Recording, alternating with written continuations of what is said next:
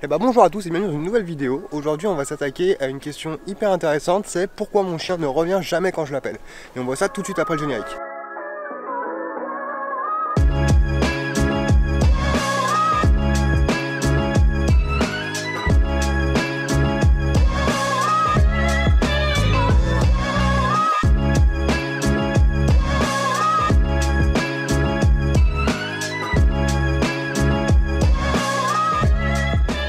Une des raisons principales qui va faire que vous allez galérer avec le rappel, c'est simplement que l'apprentissage n'est pas encore mené à son terme. Donc je vous en parlais déjà les dernières fois, un apprentissage ça met du temps à être fait, il faut y aller étape par étape et globalement, c'est pas en 2 secondes que vous allez pouvoir apprendre le comportement au chien.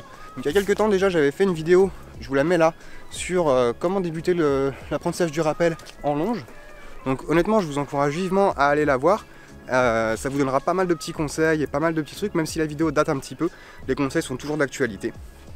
Ensuite, pour l'apprentissage du rappel, ce qu'il va falloir garder en tête, c'est qu'il faut y aller étape par étape. En gros, vous n'allez pas commencer directement à demander au chien de faire un rappel à 300 mètres. Commencez peut-être par un rappel à 3-4 mètres.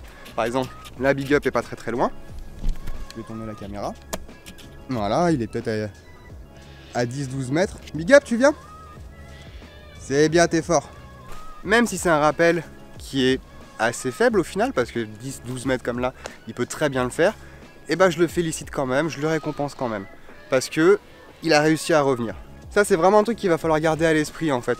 Plus le rappel sera positif pour le chien, plus le chien va revenir. Si vous rappelez votre chien pour l'engueuler, si vous le rappelez à chaque fois pour le remettre en laisse, pour le remettre en voiture ou le faire rentrer dans la maison, moins ce sera intéressant pour lui de revenir et plus il mettra de temps à revenir. Donc essayez de faire en sorte d'avoir un rappel qui ait toujours le plus de valeur possible.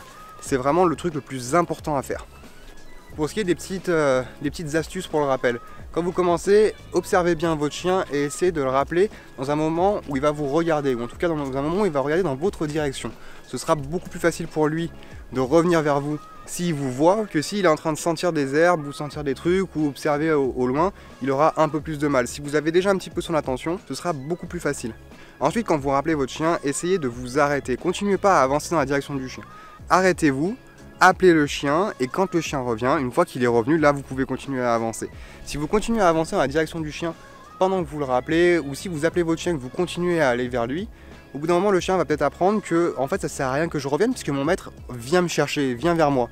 Donc en vrai, pourquoi je m'embêterais à revenir alors que c'est lui qui va venir? Donc ce que vous faites, c'est que, alors j'aimerais bien que, bon, on va avancer un petit peu. Voilà, de façon à ce que Big Up parte un peu devant. Donc, monte, voilà, il va partir devant. Big Up, tu viens? C'est bien, t'es fort. Et voilà, ce que je fais, c'est que je recule en fait, en même temps que le chien revient. Super, t'es fort. Allez, on y va. Le fait de reculer quand vous voyez que votre chien revient, ou si vous êtes, voilà, vous arrêtez, vous appelez le chien, et d'un coup, vous voyez qu'il y a un petit peu un battle de regard.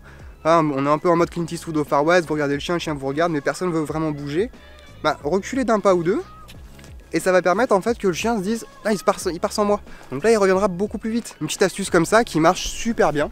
Faites-le dans un environnement sécurisé. Si jamais vous devez vraiment récupérer votre chien, vous amusez pas à courir dans l'autre sens, à partir sans lui en disant « Ouh, je m'en vais sans toi ».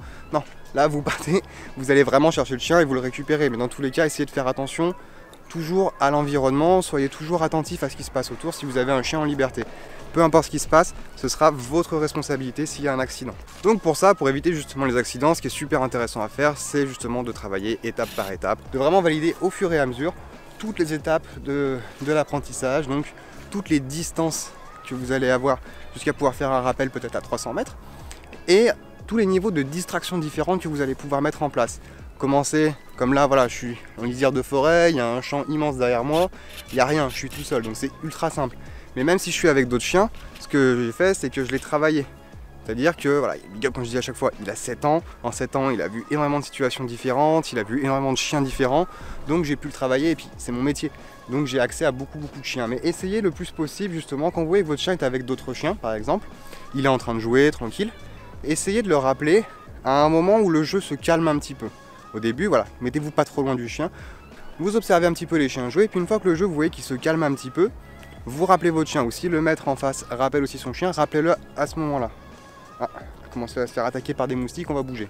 Mais voilà, plus vous allez attendre un moment propice pour le rappeler, plus ce sera facile pour le chien et plus derrière vous pourrez lui demander des choses compliquées. Si directement vous commencez par lui demander des trucs vraiment compliqués, là vous vous mettez vraiment en difficulté pour y arriver et ça va vous créer de la frustration, de l'énervement et vous aurez un cercle, vous allez tomber dans la spirale infernale. Vous allez vous énerver, le chien reviendra moins, donc vous allez vous énerver encore plus, le chien reviendra encore moins et au final vous lâcherez plus jamais votre chien parce que de toute façon vous vous direz bah, de toute façon il écoute pas, il revient pas donc je lâche pas. Le rappel c'est vraiment pas quelque chose de compliqué. Il faut juste avoir la bonne façon de faire. Ensuite, si malheureusement, bon voilà, vous êtes déjà beaucoup énervé sur votre chien parce que voilà, vous n'avez pas forcément vu cette superbe vidéo et vous vous dites bon bah voilà, mais moi j'ai déjà gueulé pas mal sur mon chien, il veut plus revenir vers moi, il m'esquive en balade, comment je fais? Bah c'est extrêmement simple en fait, il faut juste entre guillemets regagner des points vis-à-vis de votre chien. Donc pour ça, commencez comme je disais en longe. Comme ça vous êtes sûr que le chien revient et demandez des trucs tout petits et prenez avec vous une énorme sacoche de récompense. Vraiment un truc que vous donnez jamais au chien. Le truc, le caviar des récompenses quoi. Vous prenez un truc top niveau et vous vous servez de ça. Ce que ça va faire c'est qu'en fait à l'heure actuelle le rappel pour le chien ça va être quelque chose de négatif. Il va se dire ouais c'est vraiment non je veux pas revenir parce que chaque fois je me prends une tatane, je me fais engueuler, c'est pas spécialement drôle. Ce que vous faites c'est que voilà, vous demandez un truc vraiment très bête. Le chien est à 2 mètres de vous. Vous l'appelez au début, même s'il revient pas, juste il vous regarde, ouais bravo, pas. Lui donner un morceau de saucisse par exemple, un bout de fromage, n'importe quoi, un truc vraiment qui ait énormément de valeur. Et petit à petit, à force de faire ça, sur des trucs très simples, vous vous focalisez vraiment sur des toutes petites réussites. Au bout d'un moment, le chien va se dire tiens finalement maintenant quand j'écoute mon maître et quand je reviens quand il m'appelle ou je le regarde ou quoi, il me file des trucs à bouffer, en fait c'est vachement bien. Et petit à petit, ce côté positif prendra le dessus sur tout le côté négatif qu'il y a eu avant. Et vous pourrez repartir sur des bases saines et reprendre l'apprentissage à zéro. Bien sûr, vous ne reprendrez jamais vraiment à zéro, puisqu'au final, le chien, il a déjà des bases de rappel, même si vous aviez pu avoir des petits accidents de parcours, on va dire.